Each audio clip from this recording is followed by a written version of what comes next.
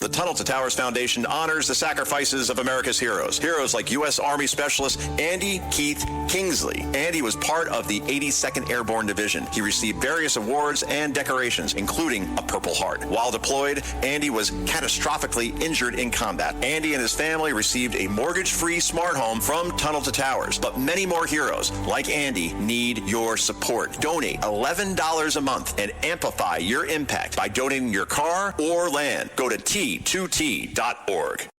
The Lincoln Spring Sales event is on now, and there's never been a better time to experience the feeling of driving a Lincoln. Pictures, sunlight through the available panoramic vista roof, music, weather, and maps on the 48-inch panoramic display, and a drive so smooth that inspiration rides up front. Stepping out better than you got in. That's the Lincoln feeling.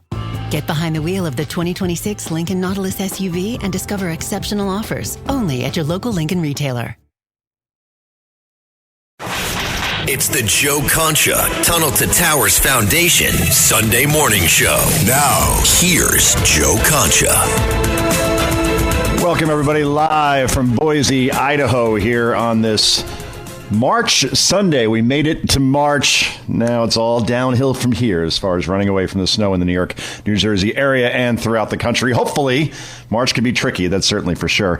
Anyway, obviously, February went out with a bang. Literally in Iran, the Ayatollah Khomeini is dead. 40 other top officials also dead. U.S.-Israeli airstrikes, and talk about the element of surprise. These things always happen under the cover of darkness, but not this time around. The Israelis, their intelligence, which is A+ in the world, probably the best in the world, had boots on the ground, obviously, resources there, saying that this is the time to strike. They don't think it's coming. It's Saturday, it's Ramadan, it's daylight, and they were able to get the Ayatollah, get all these top officials because they just didn't think this was coming. Again, doubt President Trump's word at your own peril.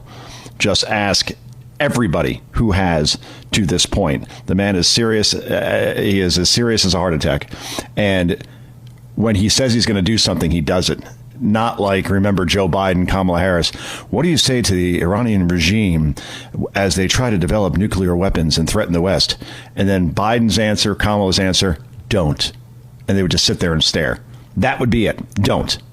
Okay. And then when they did, they didn't do anything. Meanwhile, incredible scenes throughout the country, deep blue cities like New York and Washington, Los Angeles. This is cut number 9. This is, you can't see it, but in this video, hundreds of American Iranians and American Israelis celebrating together in the streets over what we saw in Iran and the Ayatollah and top officials being taken out. This is cut number 9. Go.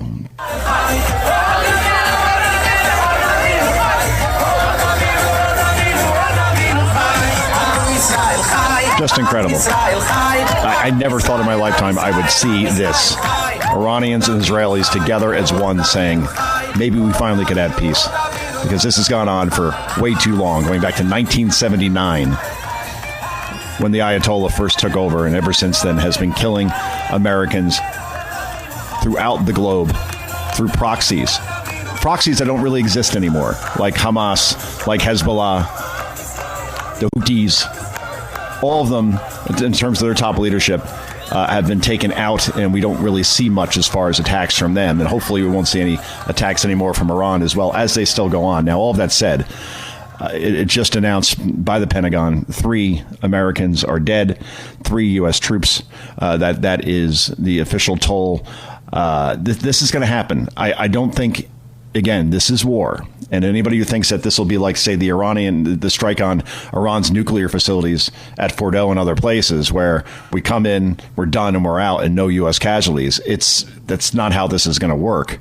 I'm not saying we have Iraq over again, like we did back in 2003 through, boy, that went on for years, right? The regime change and all the boots on the ground.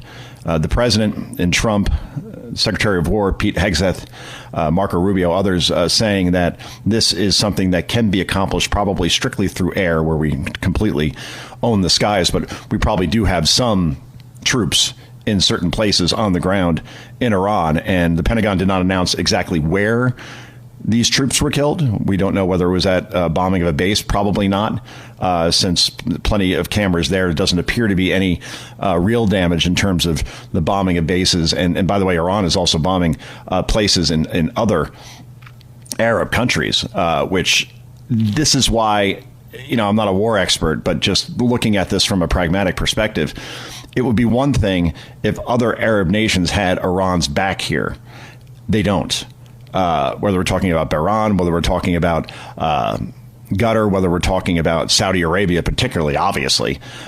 So in the end, Iran's only allies really are Russia and China, and they really haven't said or done anything to this point, nor will they. So the thought from many top officials in the Trump administration is that this should end within about 2 weeks because of the power vacuum. Now, the question is now what happens from there with a power vacuum. We've seen power vacuums before, again, using the Iraq example, who backfills as far as power in Iran. Now, in Venezuela, we also heard about power vacuums when we were able to snatch and grab Nicolas Maduro out of there, arrest him, bring him back to the U.S. court system, and things seem to be stable there. The question is what happens in Iran, which is obviously a much more complex place. So we'll see about that. But obviously, Democrats are not happy about this war.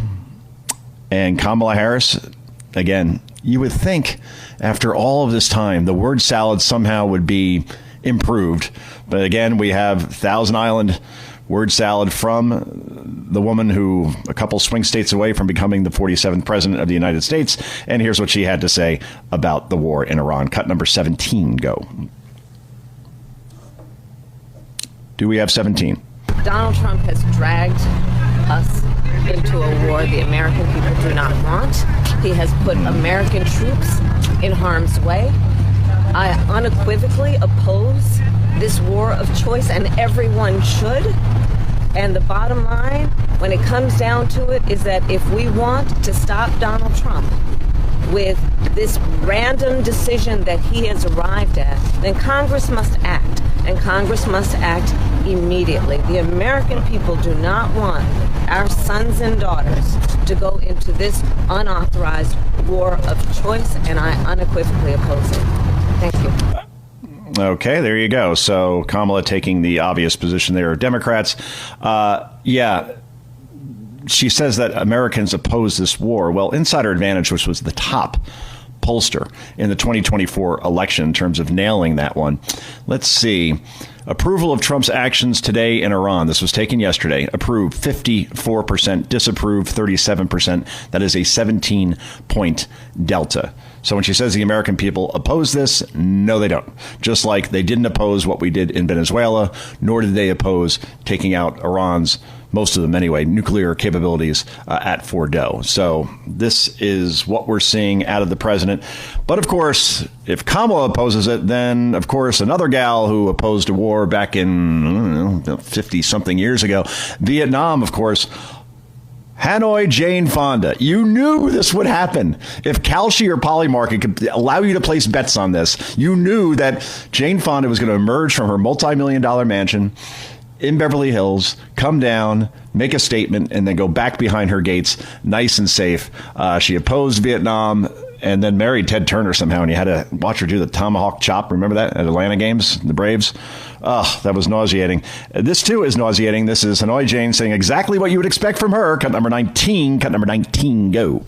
This dangerous and insane war against Iran not only violates international law and our Constitution and War Powers Act, but risks exploding into a vast war of mass proportion. Yeah, if you want to bet on something else, put a college fund for the kids on. She'll be on The View this week. Absolutely. How do you not book her? Or on Abby Phillips' CNN show. Perfect guest for those particular places. However, when we get back to common sense people like my colleague Brit Hume on Fox News, here is what he has to say about Democrats and their opposition to this war. And it's perfectly stated. Cut number 10, go. The public reaction is likely to be favorable. And I think these Democrats are kind of trapped because they exist in a party whose membership overwhelmingly despises Donald Trump. It's been called Trump derangement syndrome, and there's something to that. And the result is that these Democrats, with rare exceptions, John Fetterman today, of course, was the one we just heard from, are opposed to this because they feel they must be, that they feel their job in life is to resist and oppose Donald Trump in every way, almost no matter what he does. So that I think that accounts for the political reaction on the Democratic side here. Now, over time, those who are critical may feel vindicated if things start to go Bailey. But if they don't, they're going to be stuck with this. They're going to be the people that it will be argued were, didn't want to take this evil Iranian regime down. If the Iranian machine goes down and things turn out well in Iran, that will be a burden around their necks. Precisely. Now, this can go the other way. We saw it with Iraq. I hate bringing that up because I do not think this is remotely the same thing. Not even close. But that war was insanely popular when it first started out, and George W. Bush's approval ratings were above 90%. And then he barely won re-election in 2004 when they came crashing down. As for Hume's prediction, or not prediction, but observation on John Fetterman, he just told Maria Bartiromo just a couple of moments ago that, quote, look at the kind of people grieving for that garbage. He's talking about protesters in places like New York and other places opposing this war. What the base demands means nothing to me. He's talking about his own party, the Democratic Party. I'm on this side. Country over party. John Fetterman. Amen. Somebody asked me last night at his speech here in Boise, do you think Fetterman will become a Republican? I don't think that'll happen. He still votes 90% Democrat the entire time. His rhetoric, obviously, is very refreshing as far as just leading on principle. And no one has been more staunchly pro-Israel, anti-Iran than Fetterman, almost on either side of the aisle. So that's great. But do I think he becomes a Republican? No. Independent? Sure. I can see that because his own party now is trying to primary him. The networks that work for the Democratic Party, MSNBC, CNN, just don't put him on anymore because, God forbid, they hear an opposing view to what they want their echo chamber to be. But in the end, yeah, I could see independent for Fetterman, but still, that would be a big blow to the Democratic Party. Meanwhile, Fetterman's approval in Pennsylvania is above 60%. So he's saying the right things in terms of his constituents in a purple state and being just a guy who does not waver. And you gotta like that.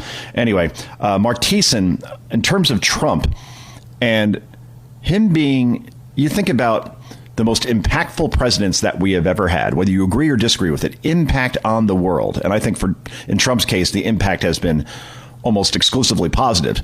But all of that said, since Reagan, I mean, has there been a more impactful president? And you could even make the argument that Trump has already been more impactful than Reagan in Trump's 5 years than Reagan in his 8. Now, Reagan took down the Soviet Union. That's a very, very big deal. I'm not diminishing that in any way. But in terms of different things being done around the world, the equation has changed. Here is Mark Thiessen in cut number 11. Go. There have been 45 American presidents, 47 presidencies, but Grover Cleveland and Trump served twice.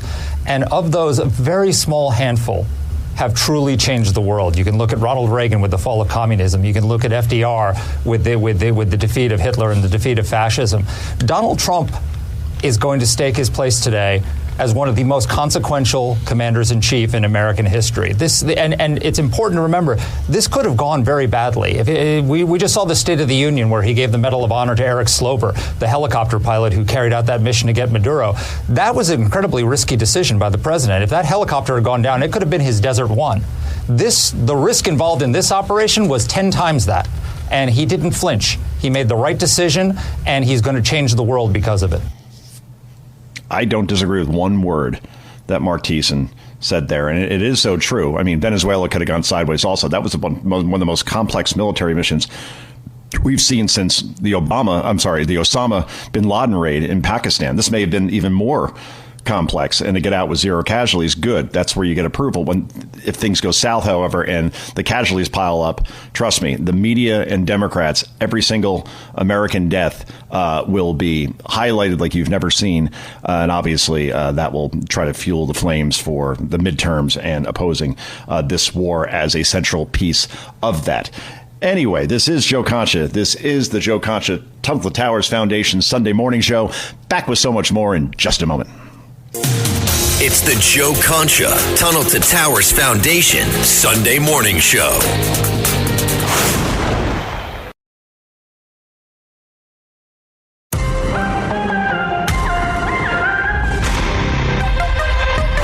It's the Joe Concha Tunnel to Towers Foundation Sunday Morning Show. Now, here's Joe Concha. All right, everybody, let's hear from the 47th president on the successful strikes in Iran that took out the Ayatollah Khomeini and also 40 other leaders as Iran now scrambling. And the president, well, puts it exactly the way you would expect him to. This is cut number 18. Go. I want to send my condolences to Rashida Tlaib. I call her Piggy Smalls, the notorious P.I.G., and Ilhan Omar. These are two very horrible people, but I want to send my condolences over the loss of their dear friend. The supreme loser of Iran is dead.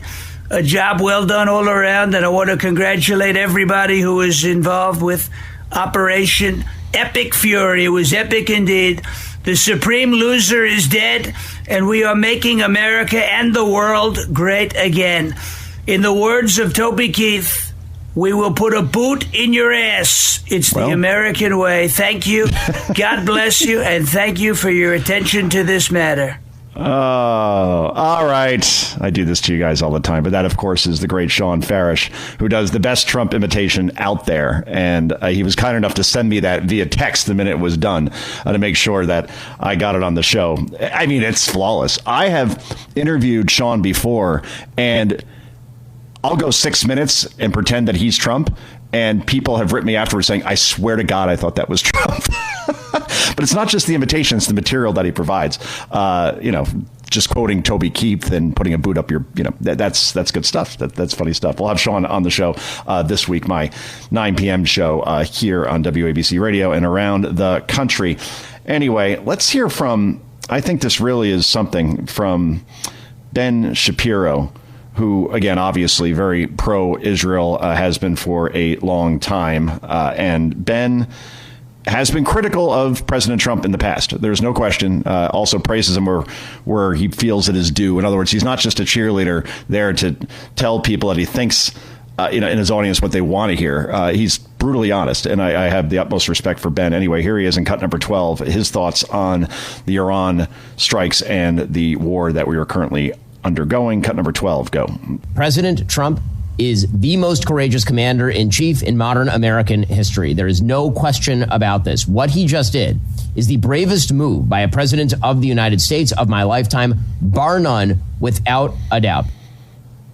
Hard to argue with that. And I think the end game here is that more and more now China's being isolated, aren't they? Because Iran is an oil pipeline for them. Venezuela certainly was an oil pipeline for them. You start taking away that liquid gold, and suddenly the Chinese economy becomes more dependent on whom exactly? The United States. And ultimately, you would think that Russia and China, while they had been allied for the most part, may now start to separate that alliance and just fend for themselves. So I think there's a bigger picture game going on here, and that is Venezuela, Iranian oil, U.S. becoming more and more dominant in terms of energy, and that helps control the world. No, by the way, you have peace, not just in the Middle East, but throughout Europe. Iran can't blackmail the West anymore if this Iran war is successful. Anyway, this is Joe Concha. This is the Joe Concha Sunday Morning Tunnel for Towers Foundation Show. Back with so much more, including John Levine from the New York Post in just a moment.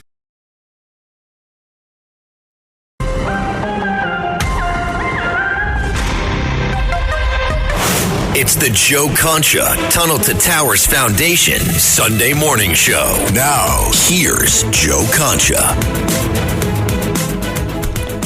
Welcome back, everybody. So, listen to this. What were you thinking when you saw the news? Couldn't believe it. It's been 47 years of this tyranny. I've been coming to this federal building since the 1980s, since the Islamic Republic of Iran has been in power. They are the most barbaric terrorist organization in the entire world. With them gone, the world will be a better place. Just incredible. Let's bring in John Levine. He is a Washington Free Beacon reporter, formerly of the New York Post. Johnny, how are you? Great to be with you, Joe. I'm good. Absolutely. So 100 different ways I want to go with you on this. Did you speak to the president as far as this war, these strikes, and how'd that conversation go? Yes. I woke up at about 9 o'clock in the morning, and I got all these text messages, and I saw what had been happening in Iran. And I spent a good hour and a half just catching up on the news that I'd missed overnight. And then, I do have the president's phone number. It's actually a pretty common commodity in D.C. among a lot of reporters. and he does answer it, which is a very admirable thing and unprecedented. And it was 11:15. I called him right up, and he answered. He usually answers on the first ring. In this case, it was 2 rings. I guess he was busy. And he said hello, and it was a very brief call, about a minute. And he basically said, and I reported this all for the Beacon, said, I'm feeling fine. The war is going very well. I asked him about Khomeini, and whether he had been targeted. And at the time he had said, I don't want to, can't answer anything about that. And he decides when to end the call. So he'll just say, like, okay, thank you. That's enough. Bye. And it's a lot like talking to him in a press conference. He just moves on when he's ready to move on. Okay, that's it. Bye. And that was it. And then it was the first of a few calls that day that I saw a bunch of reporters place to him. And then I think 2 hours after I spoke to him, it did come out that Khomeini had been targeted and killed. And just a great day for the world, a great day for freedom, a great day for Iran. And I hope that the follow-through continues to be as professional and well executed as the initial operation. Absolutely. And we're talking to John Levine, who shows that, hey, just pick up a phone. You never know who may answer on the other end. And even if it's the president, you probably expect to get voicemail or another person. Then sure enough, you're right. That is unprecedented that you could pick up a phone as a reporter and get the president of the United States directly just, hours after one of the biggest wars that we've had as a country in many, many years. And there he is speaking to you, even giving you a minute. It really is incredible. The most accessible president what we have seen in our lifetime by a country mile. Now, meanwhile, Zohran Mamdani here in New York, he blasts the Trump administration's catastrophic and illegal strikes on Iran, or in Iran, I should say. Not surprising for Mamdani, given his comments in the past, but you covered Zohran, obviously the mayor, while at the Post, and he seems to be a guy who tends to think that because he's the mayor of New York, then he has like a real weighted say in what's going on in international affairs. It's really, talk about unprecedented. You don't see that very often. Yeah, I love when he's like, I've been briefed on the situation in Iran. I'm being briefed on what's happening in whatever, like he has any role to play. His only job is to keep the snow off the streets, which, by the way, complete catastrophic failure. You want to talk about failure? You want to talk about casualties? I mean, how many casualties have been suffered in New York City by frozen homeless people under the watch of Mayor Mamdani? And we don't talk about that. It's but like he should really mind his business and keep his nose down in domestic affairs for New York City. But of course, he's siding with the Ayatollahs. Very predictable, and it's it's what it is. This is what they voted for, But 51% of New Yorkers who did vote anyway. Still, voter turnout embarrassingly low in New York City. We also have a senator in New York. He is minority leader in the Senate, Chuck Schumer. Here's what he had to say just a couple of months ago about Donald Trump being weak over Iran and used the taco thing. This is cut number 4. Go.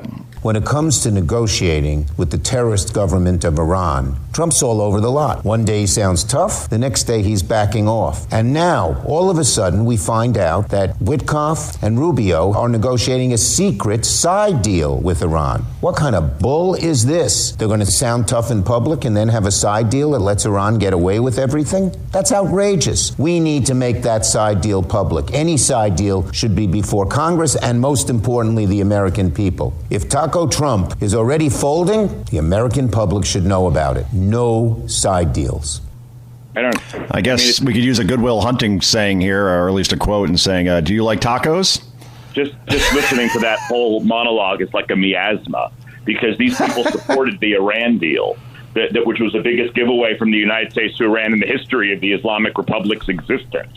So now they're upset that Trump was trying to negotiate his own deal, which the details of which were never even disclosed because they never got that far. And now, of course, the strike on Iran has proved the whole taco Trump, that lasted for like 2 seconds. This is why the Democrats are, Trump is not the most popular guy right now in terms of opinion polls.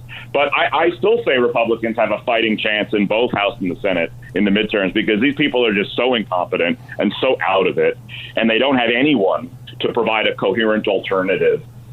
So I don't, we'll see. If this goes well, if we see real change in Iran, if we can keep the U.S. casualties low, it could be a miracle. It could be miraculous. Joe, I remember North Korea when it was George W. Bush and then Obama. We're not going to allow this country to get a nuclear weapon. We're not going to allow North Korea to have nuclear weapons. That's not going to happen. And then guess what? It happened. And we all just kind of slinked away from that one. But you know what? We have a president now, okay? We have a president now. And when this president says Iran is not going to have nuclear weapons, he means it. And we saw that yesterday. Yeah, he's certainly not just talk. I mean, remember Joe Biden and Kamala Harris, I brought it up earlier in the show, when they are asked, what do you say to the Iranian regime when they, as they pursue nuclear weapons and threaten the West? And then the answer was, don't. And they stop and would just stare, both of them. Like that was like... Actually, as a matter of fact, I don't remember Joe Biden or Kamala Harris. So I can't respond to your statement. That might actually be a good thing. Now, meanwhile, John, some on the Republican side, and it's as predictable as the Jets not making the playoffs or even having a winning record these days, Marjorie Taylor Greene, who I'm convinced is absolutely auditioning to be a co-host on The View, and Thomas Massie, who just likes to fundraise off of opposing Trump on everything. He sides with the squad in AOC more than any other constituency. Here is Scott Jennings of CNN going off on the aforementioned. This is cut number 16. Go. Congressman Thomas Massie also writing, "This is not America first." Do they have a point?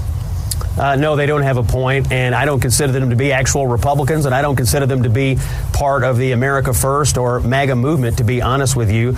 They are basically allied against Donald Trump on everything, whether it's foreign affairs or domestic policy. They've just become political enemies of the President of the United States, no matter what he does, and that's unfortunate, but she quit, and he's about to lose in a primary in Kentucky, so that'll be the end of that. If I may, you mentioned what's the justification, and I think it's a fair question, and Karen raised some questions that need to be answered, and I'm sure they will answer them. But look, over 47 years, hundreds of American troops have been killed by the Iranian regime and its proxies, and I talked to very senior administration officials today. They had intelligence that the regime was going to fire missiles into U.S. military and civilian targets. They were still enriching uranium. They would not give up on that. We had a lot of justification to do this. They tried diplomacy. Iran wouldn't do it. The president acted to save American lives. That was the justification. And that is Scott Jennings, who, when we used to work for Mediaite way back when, John, and we covered media on a daily basis. Jennings is the one guy who truly goes viral on a daily basis because he just says common sense things like that. I'm just surprised that they won't give him his own show. But then again, I'm not surprised whatsoever. Well, he's too good.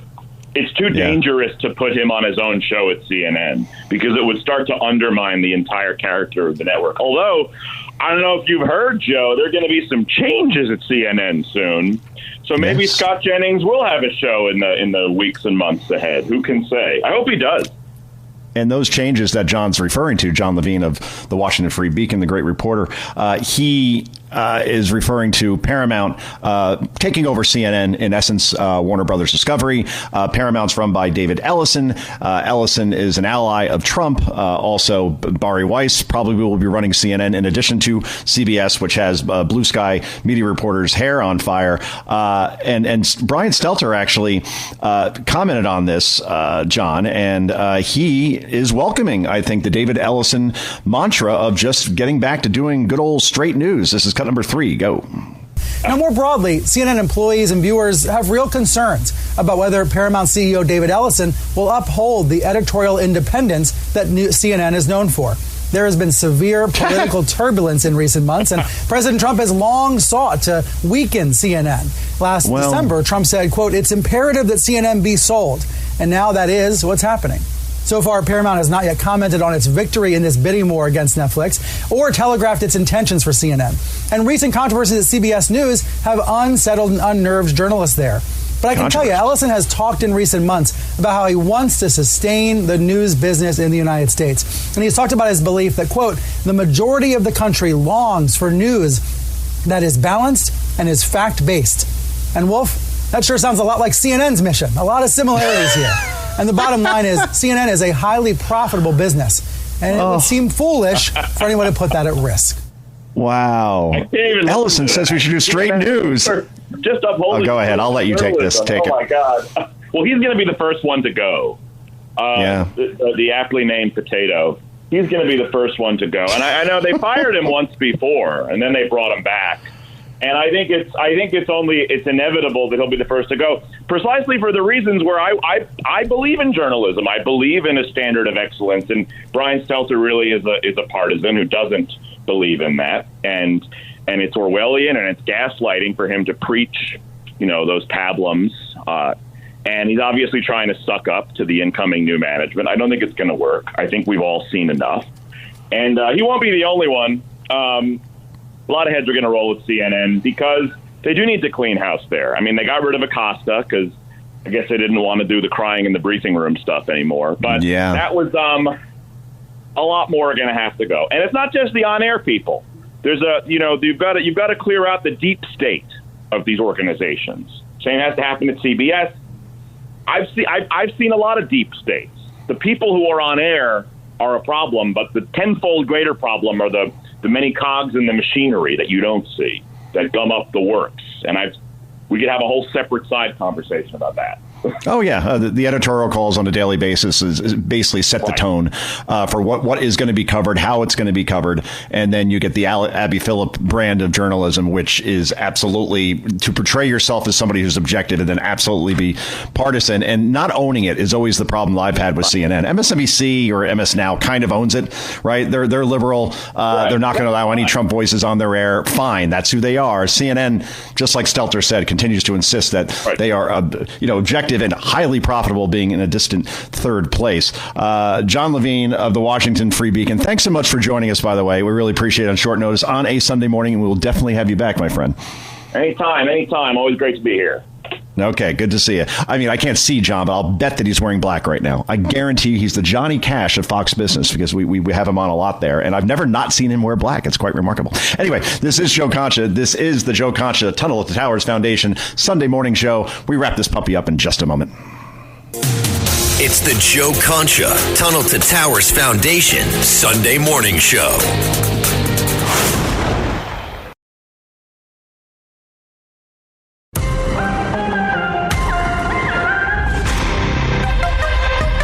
It's the Joe Concha Tunnel to Towers Foundation Sunday morning show. Now, here's Joe Concha.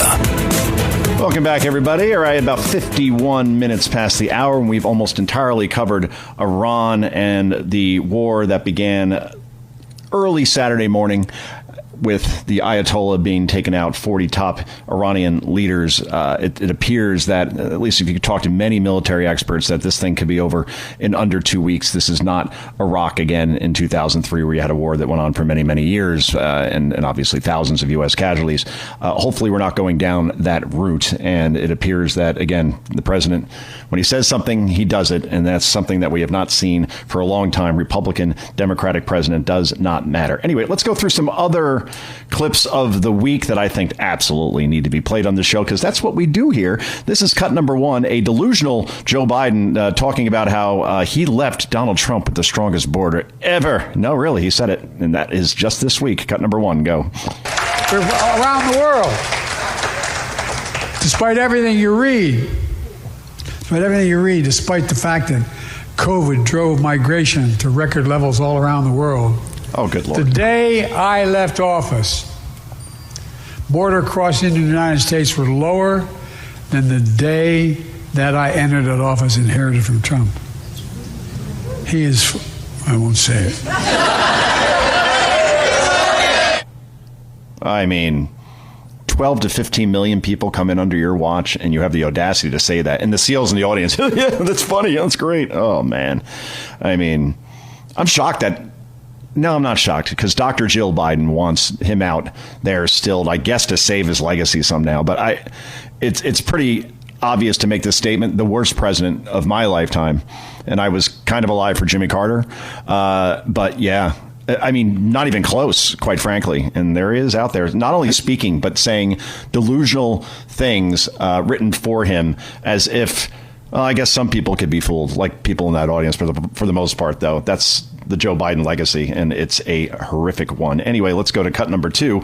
This is a Democrat on CNN actually saying that Trump ordered Democrats to be killed during the State of the Union address, which at last check, that was never said, and she was called out on it. Thank God. Cut number 2, go. I am called a domestic terrorist constantly by my government. My president just stood at the State of the Union and said the Democrats are evil monsters who should be killed. If that person... No, the president did not say that. He said, I will be accurate. Okay, Tim, to be killed. I'm sorry, that's Tim, I will be accurate. Yeah. I will be accurate. I know I just said that. He said that Democrats should be killed because they're monsters. Oh, no, I guess I misspoke. Unbelievable, the train wreck that network is. And again, yeah, big changes are coming. Thank God.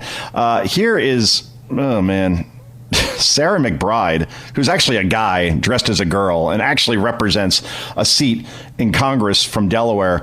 Here she is calling the Trump State of the Union weird and bizarre, which is ironic on many levels. Cut number 5, go.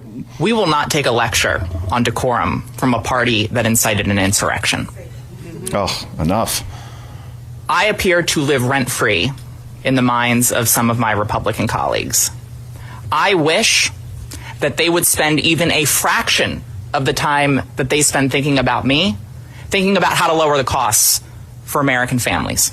Oh, man. I wish they would spend a fraction of the time that they spend thinking about me, figuring out how to make government actually work better, rather than making it work worse in order to prove that government can't work. They are obsessed with culture war issues. The Republican Party is obsessed with culture war issues. It is weird and it is bizarre. And the American people deserve serious legislators, serious you can cut that, Matt. elected That's fine. officials. We get it. Who are Look, focused. Weird and bizarre. You're a dude. You're a dude dressed as a girl. That's weird and bizarre. You believe that men should compete against women in sports and go into their locker rooms. You believe in gender-affirming surgery for kids without parental consent. On the record, that's you. That's weird. That's bizarre. And when the president said during the State of the Union that these people are crazy, Sarah McBride, or whatever her name is, Todd McBride, Sonny McBride, I don't know her actual guy name, but that's that. That's weird and bizarre. Finally, we're going to end it on a fun note. And this is obviously President Trump calling the CEO of Burger King. Now, remember, Trump is a big McDonald's guy, and the CEO of Burger King actually has a hotline where you could call him, and he says he listens to every message in terms of how they can make Burger King better. Trump obviously taking advantage of this moment. This is cut number 6. Go. This message is for Tom Curtis. I just wanted to tell you that this is the real, true king of the universe, and the Burger King experience is severely lacking. Very low ratings. You look at McDonald's, who I get along very well with. The Big Mac blows the Whopper right out of the water. Blows it out of the water. Nobody wants to get whopped anymore. It's not going to happen. True. But there's we're having what's called a No Kings rally in our country, and it's not about me. It's all about you. Your ratings are going down, and we need to make Burger King great again. Thank you. God bless you. And from the true king of the universe, your favorite fry cook and your favorite leader of the free world, thank you for your attention to this matter. Well, and again, that's Sean Farish, of course. When I say I'm playing Trump and I don't know, should I tell you beforehand, or are there enough people out there who actually thought that was Trump? Raise your hand. I'll say I probably got 67% of you to think that was Trump, because you could see Trump making that call and saying those things. Don't want to be whopped anymore. I mean, it's just a perfect imitation. And this has been a very fun show, folks, by the way. Thanks so much to John Levine of the Washington Free Beacon. Actually talked to the president not long after the strikes on Iran began. That's a reporter for you. That's doing your homework and picking up a phone and seeing what happens. Just amazing. And obviously to Matt, my sound guy and producer today, perfect stuff, Matt. Thanks so much. Great working with you. And to everybody listening out there, we're back tomorrow night at 9 o'clock on WABC Radio and around the country for Concha at Night. Until then, I got 2 words for you. Bye-bye. This is Greg Kelly. Donate now to Toys for Tots, which works year-round. Go to toysfortots.org. Toys for Tots supports children in need throughout the year with programs like the Toys for Tots Literacy Program. Established in 2008, it has provided over 63 million books to disadvantaged children. The Toys for Tots Literacy Program is committed to providing disadvantaged children with direct access to books and educational resources that enhance their ability to read and communicate effectively. Go to toysfortots.org.